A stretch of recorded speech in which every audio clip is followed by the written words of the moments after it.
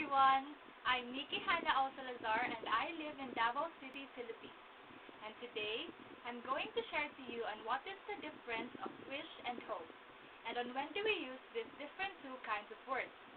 Although it has been our nature to use the word wish for the things we want to receive in Christmas, such as, I wish to have a new pair of shoes this Christmas.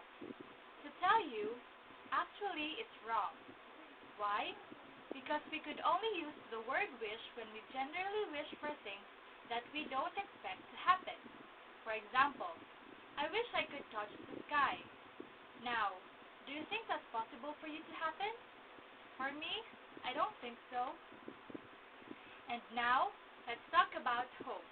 We could only use the word hope when we generally hope for things that are likely to happen, such as, I hope I can finish my studies and earn good grades. Now, do you think that's possible? Yes, that would be very possible if you just study hard and focus well on them.